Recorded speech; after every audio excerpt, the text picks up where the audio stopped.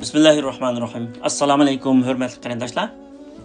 Bugün imanning kuchi haqida to'xtalamiz. Dunyoda imanning kuchiga yetadigan va uni yengib tusha oladigan hech qanday kuch yo'q. Chunki iman favqulodda kuch. Iman aşalmaydigan davon, yengilmaydigan qiyinchilik yo'q. O'z vaqtida Arab yarim oralidagi insonlar, ya'ni arablar ilim ma'rifatdan yiroq, ijtimoiy jihati intayin tarqoq, siyosiy jihati nihoyat urushqoq, iqtisodiy jihati intayin namrat hayot kechiradi. Dunyo xalqlar ularni ko'zga ilmaydi. Jaholat va nadonlik ularni har tarafdan qo'rshgan. Shunga ular yashagan davr jaholat davri deb ataladi. Shundoq bir vaziyatdagi insonlar vahiyning tarbiyasi bilan tarbiyalanish va Alloh taologa haqiqiy ravishda iymon etish orqasida dunyoni titratgan zo'r kuchga aylandi. Ularni bundoq kuchli qilgan va shu zamonlarda dunyoni qo'rqitib turgan Rim va Fars imperatorliklarini og'dirib tashlatgan narsa iymon edi. Haqiqiy iymon ana shundoq mo'jizalarni yarata oladi. İman hazırmı? Ana shundoq mo'jizalarni yaratishga albatta qodir. Ammo u bizning qalbimizda xuddi burunqilarning qalbida o'rin olgandek o'rin olishga muhtoj. Aslında kuchlik o'rin olishga muhtoj. Mu'minlarning kuch-quvvat manbasi nima deganda, mu'minlarning kuch-quvvat manbasi Alloh taolo. Chunki Alloh taolo tangdoshsiz kuchlik zot. U barcha kuch-quvvatning manbasidir. Fa innal izzati lillahi jami'a. Shaksizki kuch-quvvatning hammasi Allohga xos. Şuna müminler Allah Taala bilen bolğan vaqtlarda kuchlik ve qudratli bo'ldi. Allah Taaladan yiroqlashgan chaqlarda ojizlarga aylanib qoldi. Chunki u chaqda Allah Taala ularni o'z kuch-quvvatiga tashlab qo'ydi. Ammo ular Allah Taala bilen bo'lib, uning yo'lida mustahkam mangan chaqlarda Allah Taala ularni yulaydi, qo'llaydi ve yordam qildi, nusrat topqizdi. Allah Taala kuchlik bo'lgan mu'minlarni yaxshi ko'rdi. Kuchlik bo'lish dinning amri, hayotlikning talabi va mu'minlikning xislatidir. Payg'ambar sallallohu alayhi vasallam kuchlik mu'min ojiz mu'mindan yaxshi va Allohga eng yaqinroq deb ko'rsatgan. Shunga siz ojizlarga bosh bo'lgandan ko'ra kuchliklar jamiyatiga a'zo bo'ling. Mu'min odam hargiz ojiz emas. Chunki u kuch-quvvatini Alloh taoladan oldi. Shunga siz hargiz o'zingizni ojiz, chorasiz deb qaramang. Çünkü siz o'zingizni ojiz, yaramsiz deb qabul qilgan kuningizdan boshlabla ojizlardan bo'lib qolasiz. Chunki ojizlikni qabul qilgan bo'ldingiz. Shuni unutmangki, siz qilolmayman deb o'ylagan ish aslida siz qilishni xohlamagan ish. Agar sizda kuchli istak va mustahkam iroda bo'lgan bo'lsa, siz qilolmaydigan hech qanday ish yo'q. Birer ishni ro'yobga chiqarish uchun o'ziga ishonish kuchliklarning xislati. Bu xislat kuchliklarning dilida bor. Payg'ambar alayhissalom mu'minlarning eng kuchliki va eng jasoratli edi. O'z vaqtida Makka dan Madinaga hujum qilib kelgan 10,000 kishilik mushrik qo'shinlaridan Madina shahrini qo'g'dab qilish uchun sahobalar bilan Xandak yo'lib o'tib sahabelerge kelgüsideki katta galibelerden bisharatlarını berdi. Ve mundaq degan edi. Allah bana ziminning hamma tarafini yaqinlashtirib ko'rsatdi. Kun chiqish, kun petishga qadar hamma joyini ko'rdim. Mening ummatim bana ko'rsatilgan joylarning hammasiga hukmronlik qildi. Allah bana Kisra ve Qaysarning xazinlarini va'da qildi. Ya'ni shuni bana berishni va'da qildi dedi. Bu İslam ummatining kelgusida ro'yobga chiqaradigan katta g'alabalarining bisharati edi. Rast degandek, yerim asrga yetmaydigan bir vaqt ichida İran imperatorluğu bo'lgan Kisra bilan Rim imperatorluğu bo'lgan Qaysar musulmonlar tarafidan og'dirib tashlangan va ularning boyliklarini musulmonlar o'lja qilib olgan. Payg'ambar sallallohu alayhi vasallam ma'naviy jihatdan emas, jismoniy jihatdan nihoyat kuchli zot edi. U Xandak qo'llash jarayonida sahobalarning cheqishga kuchi yetmagan cho'ng toshlarni o'zi bir uribla cheqib o'tadi. Yashash uchun kuchli bo'lish shart. Kuchli bo'lish yashashning asosi. Chunki hayotning qimmati kuch-quvvatda. Shunga ojizlarning hayotining hech qanday qimmati yo'q. Qayaga bering, ojizlarning hayotining qimmati yo'q. Bu dunyoda kuchliklarning hayotining qimmati bor. Kuchliklarning lug'atida qo'rqinchoqlik, taslimiyatchilik, hurunlik, ojizlik va xarlik degan so'zlar tepilmaydi. Şuna Peygamber sallallahu aleyhi ve sellem her namazda salam berishdan burun munu duanı mutlaq o'qiydi. Allahümme inni e'uzu bike minel hemmi vel hazani vel bukhli vel cubni ve e'uzu bike minel aczi vel keseli vel harami ve dala'ad deyni ve galabetil adu. Ey Allah, sana sığınıp gam qayg'udan, bexillikdan, qo'rqinchoqlikdan panoh tilayman va ojizlikdan, g'ururlikdan, qarzdorlikdan, dushmanning meni mag'lub qilishidan panoh tilayman dedi. Kuch-quvvat o'zingizni kuchli his qilish bilan sabab qilish orqali hosil bo'ldi. Shunga siz kuchliklar jamiyatiga a'zo bo'lishdan qilcha ikkilanmang. Avval ruhingiz va qalbingiz kuchli bo'lsin. Tevhid kuchtur. Shaksizki tevhid kuch-quvvatning manbasi. Chunki Alloh taolaning cheksiz kuch-quvvat egisi ekanligiga ishongan va kuch-quvvatini Alloh taoladan olgan odam haqiqatan kuchli odam. Bundaq odam dunyodagi barliq qo'rqinchlardan azod bo'lgan holda qo'rqishni bir Alloh taolaga bag'ishlaydi. Alloh taolaning o'zidan qo'rqidi. İnsanlardan hargiz qo'rqib qolmaydi. Shunga u kuchli bo'ladi. Gerçi jismoniy jihatdan o kadar kuchli bo'lmasa bu o'zini ashunday kuchli his qiladi. Mushu his tuyg'u uni barliq qo'rqinchlardan yiroq qiladi. Chunki tavhid aqidasi kuchli bo'lgan odamning qalbi kuchli qalbdir. U Alloh taolo bilan aram topgan qalbdir. Bunda qalbda xotirjamlik, aminlik, umid va huzur o'rnagan bo'ldi. Tevhid aqidasi kuchli bo'lgan odamda Alloh taolaning rahmatiga, yordamiga bo'lgan umid ve ishonch kuchli bo'ldi. Natijada u Alloh taoladan boshqa hech kimdan qo'rqmaydi ve hech kimdan qo'rqmaydigan kuchga va jasoratga ega bo'ladi. Kuchlik va jasoratlik bo'lganlar hech qanday ziyon tortmaydi. Ular dushmanlarining yuragiga qo'rqinch sola oladi. Musulmonlar ichidan chiqqan zolim qo'mondan Hajjaj ibn Yusuf as-Saqafi Iroqqa vali bo'lgan chaqda xalqi javr zulmni ko'p soladi. Shu zamonlarda zolimlarga qarshi chiqadigan va haq so'zni oldida dadil so'zlaydigan ulamolar ko'p edi. Shularning biri Hasan Basri bo'lib, u zolim Hajjajning qilmishlarini xalq orasida ochiq tanqidlashga boshlaydi. Buni anglagan Hajjaj Hasan Basrining beshini elib xalqi olamga ibrat ko'rsatish uchun so'rin hozirlab jamoatni chaqirdi. Jallatlarını tayyorlab qilishni bilib hamma hozirlik bitganda Hasan Basrini huzuriga chaqirdi. Hasan Basri Hajjajning huzurida qilishlarini tiklab turgan jallatlarni, beshi kesilganlarni yo'gaydigan maxsus gilamni ko'rgandan keyin eg'izini midiritib ichida bir narsalarni deydi va yurishni davomlashtirdi. Hajjajning oldiga bordi. Ammo Hajjaj Hasan Basrini ko'rmasdilla. O'rnidan turib, "Kesla, ey imom, yuqori o'tkaylar" deb uningga nihoyat qizg'in iltifot ko'rsatib, uning taxtining yanida uningga o'rin berdi. Ya'ni taxtning yanida birga o'tirdi. Ahvolini va balachaqalarining ahvolini so'raydi, uningdagi ba'zi diniy masalalarni so'raydi. Shundaq nihoyat ko'ngilli suhbatdan keyin uningga "Sili ulamolarning eng kattasidir" deydi. Ve en kıymetli etirlerini takdim kılıp onu yolga sep koydu. Sorunga hazır bolganlar bu ahvaldan hayran hasret kaldı. Çünkü Haccac o kadar zalim ki onun için bir adamını öldürüş, bir koyunu keskençilik ya ki bir qo'g'inni pishqanchilik bir ish endi. O kadar yani. Shunda achchiq hikoyasi bo'ynini kestirgan. İslam tarixida musulmonlarni eng jiq o'ltirgan qo'mondan Hajjaj ibn Yusuf Saqafi. Musulmonlarning ichida zolim deb sifatlandi shunga.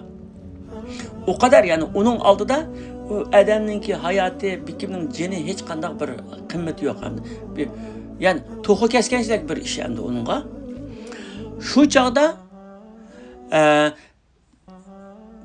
ba'zisi Hasan Basridan uning orqasidan chiqib, "Ey imom, Hajjaj o'zlarini o'ltirish uchun chaqirtgan edi.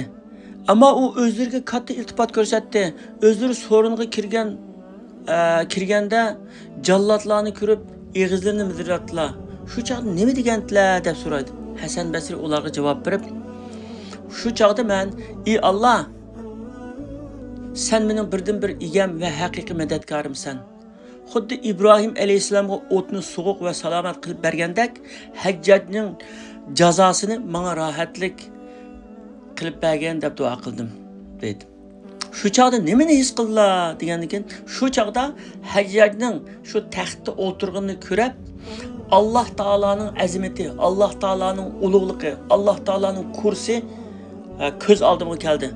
Allah Taala'nı yad ettim şu çağda. Allah'ın ulug'ligini, kattaligini, cho'ngligini shundoq xotirladim.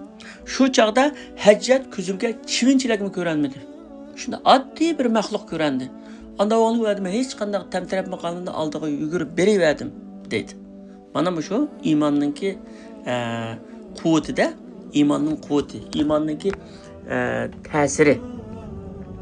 Yani olimlardan Zuhri degan kishi o'z vaqtida şu Shamdagi Amaviy masjidninki ichida o'tiradi bir juma kunlik najiq odamlar bordi. O'tiradi. Şu Shamning amiri şu masjidga kiryotdi. Qo'g'dug'uvchilari bilan, hayvatlik vazirlari bilan kiryotgan hammadan o'rnidan turib, uningga salom berishib o'rnidan turishdi. Amir hammasiga salom berib kirishib qarasa, yolg'iz bir odam o'rnidan turmay o'tirganligida, da qarab yeniga kelib, siz kim bo'lasiz? O'rningizdan faqat turmadingiz-ku, hammadan menga o'rnidan turdi. Ya'ni nim bo'ldi sizga degandan keyin, ha men Allohning bir oddiy bir quli. Hammadan o'rnidan turgandek men o'rnimdan turay debdim sizga. Allah Taala'nınki Kur'an-ı Kerim'deki bir ayeti isim kelib qoldi. Yawma yaqumun nasu li robbil alamin.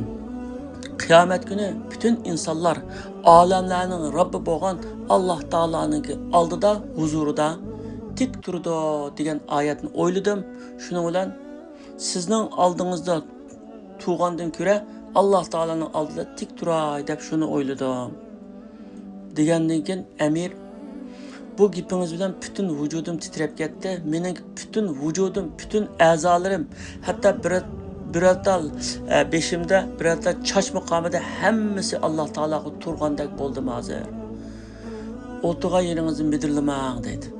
Demek ma kishidagi imanning kuchi onun qalbini titretken. Öz vaqtida şu musulmonlarning kuchi kofirlarning qalbiga aynda qo'rqish solgan. Endi hozir ular bizga qo'rqish sevyapti shu. Bizning qalbimiz ulardan titrayapti hozir. Burun biz musulmonlar ashlarni titretgan. Farq şu anda. İlim ma'rifatmi kuch. İlim ehli özünün ilmi bilen her zaman ve her yerde kuchlik ve ularning Allah Taala'nın dergahidagi ve insanların ko'nglidagi o'rni, hurmati alohida yuqori bo'ladi. Yerfa'allohullazina amanu minkum vallazina utul ilma darajat deydi. Allah sizlardan iman etganlarni ve ilim berilganlarni bir qancha daraja yuqori ko'taradi deydi. Kichik vaqtimizda bilim ko'ch degan so'zni ko'p anglaydik. Bu so'zning ma'nosini bilmaydim. Hatta bir jurnalmi bor bizning vatanda bilim kuch deb. Endi bilsem bu söz hakikaten hak ve doğru söz ekan. Çünkü barliq maddi ve manevi kuch ilimden kelgan. İlim egisi bo'lganlar hakikaten kuchlik ekan. Ular kuchlik bo'lib yashaydi ekan. Dunyoning taraqqiyoti hammasi ilim bilan. Bir davlatning kuchlik bo'lishimi şu ilim bilan ekan. Ya'ni kuch-quvvatni hosil qilish uchun shuning ilmini bilish kerak-ku, ilim kerak ekan. Şəksizki ilimnin mərtəbəsi həqiqətən ən ali mərtəbədir. Zamanımızda çoğun qararlarını çıxırıb dünyanı təvrüdülüqanlar ilim əhlillərinin bolğan təcrübəli kişilərinin məsləhətini anlaydı və onlardan əqil tələb qıldı. Amerikadakı çoğun dövlətlər dünyanın hər qaysı dəyərlərindəki ilim əhlillərini üzüge cəlb qılıb gəlməkdə. Çünki onların ilmidən və təcrübədən faydalanışını xalaydı. Şuna 3. dünya elleri içindeki ilim ehlilerden ve mütehassislerden nurgulları öz devletlerde görmegen hürmet ve izzetini Amerika Katarlık devletlerde körgellik için şu yerde durdu. Şuna Amerika, Angliya Katarlık devletlerdeki en usta doktorlarının, en usta mütehassislerinin ki köpleri Müslümanlar ikenligi sözlendi. Demek İlim aşındaq adamның mərtəbəsini kütürüdü və adamını güclü qılıdı ilim. Padişah və ulema. Əməvilər xəlifəlikinin 7-ci padişahı Süleyman ibn Abdülmelik 2 oğlu bilan hac qilish üçün Məkkəyə keldi. Bir gün o özünün əmirləri və qovduğucuları bilan hayvətlik halda Məscid-i Haramga kirib keldi.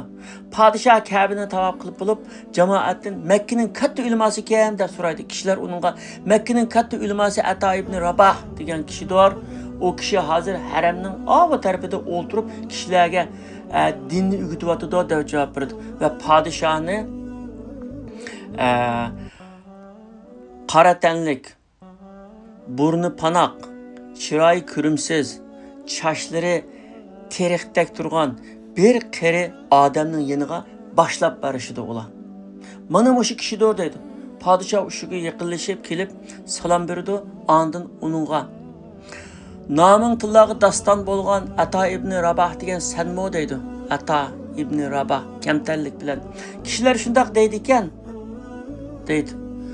Ondan padişah seni bu katta hurmatga ega qilgan narsa zodi nima deb so'raydi. Ata ibn Rabah bu mening kishilarning mol dunyosiga hojat bo'lmaganligim va ularning mening ilmimga hojati bo'lganligidan bo'lsa kerak deydi. Padişah şu çağda ilan qilib, hacılar, qandaqlı sualingni bo'lsa, mushu kishini so'ranglar. Çünkü bu haqiqiy olimkan deydi. Padişah hac jarayonida o'g'illari bilan bir ikki masalada ixtiloflashib qilib, aslida padişahning dini ma'lumoti bor va o'g'illarning dini ilmlarida yetishgan kishilar. Yani şu çağda ixtiloflashib qilib, ular oxiri Ata ibn Rabahning yeniga fatvo so'rg'il keldi. Ular Ata ibn Rabahning huzuriga kelayotganda nurg'un kishilar hajning masalalari haqida fatvo so'rash uchun uning yanında uchratda turayotganligini ko'rdi. Sıra bilan navbatda turayotganligini ko'rdi. Sabtin atlab kelayotgan padishahni ko'rgan Ata ibn Rabah padishahga nido qilib, "Ey mu'minlarning amiri, növbətlərini kütkəylə. Özləridən burun gələn kişilərmi bab əyədi. Onları da oturslar dedi. Padişah turğan yerdə dərhal növbətini kütüdü və bu gəpni anlap heyran qaldı, qetib qaldı. Yani bu padişahı bunda degan acayip bir gəpdə, heç kim deb baxmagan gəpdə onu. Olturslar, toxtuslar, kəmislər, aşağı turslar degan gəpni kim deyələydi onunla? Heç kim deyəməydi. Növbəti kelganda so'raydigan masalani so'rab, unidan yiroqlashdi va ikki o'g'lini oldiga tortib turib bundoq dedi: "Ey o'g'illarim, ilm o'rganinglar. Alloh ilm ahlini, garchi u Habashistonlik, qoritanlik, ko'rimsiz qul bo'lsa-mu, ashundoq aziz qildi ekan. Ko'rdinglarki, dunyoda ilmdan sharafli narsa yo'q ekan. Men butun musulmonlarning podshohi va eng hurmatli kishi turuqliq bugun bir qoritanlik qulning oldida xorlangandek xorlanib boqqan emas. Allah ilim əhlini əni şundaq əziz qıldı ekan. Dünya və axirətdə əziz buluşni xalasanglar, çoxum ügününlər, oqunlar deydi. Yəni ibadətmi güc? Peyğəmbər əleyhissalamның sahabelər içində Cüleybib deb atıldıgan bir kişi var idi. Nəhayət yoxsul, heç nərsi yox, məsciddə yetib qopadigan. Birinci səbdə turub namazını ada qıldıgan, g'azotlarni qilib qolmaydigan kishi edi. Peygamber sallallahu aleyhi ve sellem'nin söhbetiga qatnashatdi. Nihoyat taqvodor sahabi edi. Peygamber sallallahu bir kun unga: "Ey Cüleybib, o'ylanmamsan?" deb so'raydi. Cüleybib: "Ya Rasulullah, menga kim o'ylanadi? Mening ya mol dunyoim bo'lsa, yoki chiroyim bo'lmasa, yoki mening heshimim bo'lmasa, hech kim meni yaratmaydi-da" deb javob berdi. Peygamber sallallahu aleyhi ve sellem unga: "Seni o'ylandirman" dedi. Cüleybib Peygamber sallallahu aleyhi ve sellem: "Ya Rasulullah, undaqda sizning bozorlar kasat. Yani bu amalga oshmaydi" deydi. Cüleybib intan yo'qsul bir kishi bo'lganning sirtida chiroyi bakmi ko'rimsiz kishi edi. Shunga o men bilan hech kim o'ynashni xohlamaydi deb o'yladi.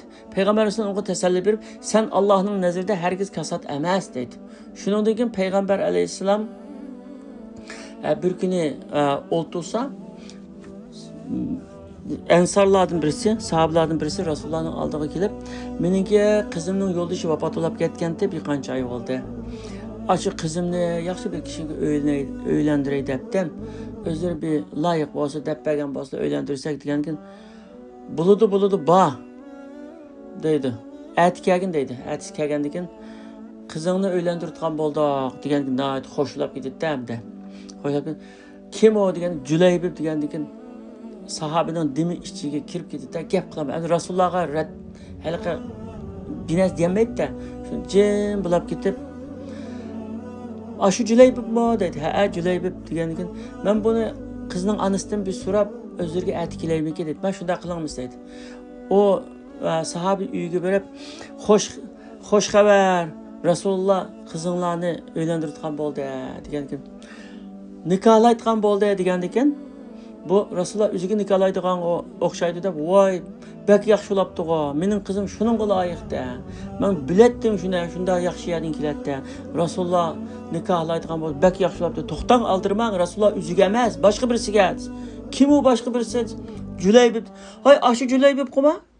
Biz bu qizimizni ne kishilarga bermagan tursak, bu Cüleybibning ya chiroyi bo'lmasa, ya puli bo'lmasa, ya uyi bo'lmasa, qanday u Cüleybib yotliq qilmas deb jidallashib turgan vaqtida qiz buni anglab qolib, "Sizlar nima deyapsizlar? Sizlar Rasulullohning amri to'g'risida talash tortish qilyapsizlar?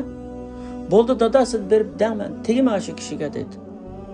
Ma'qul deb shuni Rasulullohga yetkazdi. Rasululloh ikkisining to'yini qilib qo'ydi. To'yini qilib qo'ygandan keyin bir haftadan keyin g'azot, ya'ni jihad boshlandı. O kishi jihadga chiqdi. Jihad tugagandan keyin o'lib ketganlar, yarador bo'lganlar ashlarni toplaydigan ish vardı. Ya jasadni, ya kesinni toplaydigan, og'riqni toplaydigan ish vardı. Toplagandan keyin bu Cüleybibning ya jasadi yo'q, yoki tirigi yo'q hamda. Hammasi toplanib bo'ldimi degandan keyin sahobalar hammasi toplanib bo'ldi deydi. Şunlar Rasulullah, "Men bir kishini izlayapman. Yo'q-ku" degan. "Ya Rasulullah, hammasi bor. Ya o'lik, yoki yarida. Kelganning hammasi bu yerda." Degandan keyin "Men Cüleybibni izlayapman." Degandan keyin bu Cüleybibni ko'midek ras dedi. Shuning bilan izdisa, qonlar orasida bir yerda qolibdi. Sahobalarmi uni to'plashni unutib qolibdi. Bir yerda qolibdi-da. Shundan keyin Rasululloh sallallohu alayhi vasallam uni qo'liga ilib, "Ey Cüleybib, sen mendin, men sendin" degan so'zni 3 qatim takrorlaydi. Anda uni ikki qo'li bilan ko'tarib o'zi dafn qildi. Anas ibn Malik roziyallohu anhu rivoyat qildiki, bu g'azotdan qaytib Madinaga keldik. Cüleybibning ayoli iddetini to'shqizish bilanla uning o'ylanishini talab qildiganlar bas-bassin uning otasining uyiga kelishga boshladi. Yani Allah Teala o kızını şunçalar aziz, kıymetli qilib etdi. O kız Resulullah'ınki sözünü anlaganlık için. Yani samimi duamı güç kuvvet. Yunus Aleyhisselam kitinin karnından dünyanın gücü bilen çıkıp ketken. Emas, o duanın gücü bilen çıkıp ketken. Dünyanın sebepleri onu kutquzmagan, dua kutqazgan. Çünkü kitning qarnidagi qarang'uliqda Alloh taologa iltijo qilgan va o'zining xatoligini e'tirof qilib Alloh taolodan mag'firat tilagan. Shuning bilan u Alloh taoloning yordami bilan kitning qarnidan chiqib ketgan. Qur'on Karim Yunus alayhisolamning qissasini mundaq bayon qildi. Va inna Yunus la minal mursalin iz abaqa ila al-fulkul mashhun fasahama fakana minal mudhadin faltaqamahu al-hut wa huwa mulim falawla annahu kana minal musabbihin lalabisa fi batnihi ila yawmi yub'asun. Yunus mu albatta payg'ambarlardan edi. O'z vaqtida u qochib odam bilan to'lib ketgan bir kemiga chiqib oldi. Nima uchun qochib desa, iymon etmagandan qavm iymon etmadi deb, iymonga da'vat qilgan bo'lsin, iymon etmadi deb shuningdan yomonlab Allohning ijozatisiz, Allohdan so'may bu yurtdan chiqib ketmoqchi bo'lgan Yunus alayhisalom. Shuning bilan adam bilan tushib ketgan bir kemiga chiqib oldi. Yunus kemilardagilar bilan chek tashlashgan bo'lib, u dengizga tashlanadigan bo'lib chiqdi. Ya'ni kema patqil qopqanda, kema ig'irlashga petib ketib qopqanda, kishilar kemaning ichidagi yuk taqimni tashlanglar deb tashlaydi. Yana yengiglashmaydi. Shuning bilan endi buning uchun yana shu odamlarni tashlab yengillatmasak hammamiz o'lib ketamiz deb chak tashlaydi desa, chak Yunus alayhisalomga chiqdi. O odamlar qarab bu bir yaxshi odamdek turdi, chakni yana bir tashlaylar deb tashlasa yana shunga chiqib, 3-qatim yana shunga chiqqandan keyin Yunus alayhisalom bo'ldi endi chak menga chiqdi, meni tashlayveringlar deydi, shunga dengizga taşını bulup çıkıdı. O özüge malomat qilib turgan holatida shu dengizning ichida uni cho'ng bir kit yutib etdi. Agar u tasbih etib turmagan bo'lsa edi, kitning qarnida albatta qiyomatgacha qolardi. Chunki Yunus alayhisalom qavmining iymon etmaganligiga og'rinib, qavmining yurtidan ketib qolgan edi. Endi olimlarning aytishicha, odatdagi bir kit 150 tonna keldigan, uning 50 tonnasi go'sht, 50 tonnasi may, 50 tonnasi so'ngak bo'ldi ekan. O addi bir naştılığa 4 tonna balık yedi ekan. Emdila tug'ilgan bir balık kit bir qatimda 300 kilo süt içidi ekan. Odatdagi bir kitning og'zida uzun boyliq bir inson rahat yurib tura oladi ekan. Shundoq bir maxluqning ichidan salomat chiqib ketish mumkin emas. Mumkin emas deb qaraladigan bir ish. Lekin Alloh taolo Yunus alayhisalomni shu kitning qonidan qutqizgan. Endi iffatmi kuch. Yusuf alayhisalom o'zining iffati bilan shu qadar kuch-quvvatga erishgan va shu shon-sharaflarga erishgan. Yusuf o'z qarindoshlari tomonidan quduqqa tashlangan. Ondan karvonlar setib etilgan. Karvonga setib etilgan. Ondan Misrning qul bozorida Misrning moliya ishlari vaziri tomonidan setib olingan bir zot edi. Onu setib olgan xo'jayinning ayoli go'zal jamoli va har turli qo'zg'atish kuchlari bilan uni o'zi bilan yomon ish qilishga zo'rlagan bo'lsa-mu, o o'zining iffat nomusini saqlagan. Hatto turmaga tashlanishni bundoq yomon ishni qilishdan afzal ko'rib, Alloh taolaning shuni tilgan. Shunga Alloh taolo uni ashu iffati yuzasidan mukofotlash uchun uni Misrning moliya ishlarini boshqaradigan vazirlikka qadar ko'targan. Ya'ni uningga payg'ambarlik ato qilinganligi hammadan katta ne'mat edi. Chunki Alloh taolo mundaq degan: "Innahum may yattaqi va yasbir fa innalloha la yudi'u ajral muhsinin." Chunki kimki taqvolik qildi ekan va sabrchanlik ko'rsatdi ekan, shaksizki Alloh yaxshi ish qiluvchilarning mukofotini qilcha bekor qilib etmaydi. Demak, iymon kuch, taqvolik kuch, tevhid kuch, ibadet kuch, ilim ma'rifat kuch, dua kuch, iffat nomus kuch. Alloh taolo bizni kuchli mu'minlardan qilsin.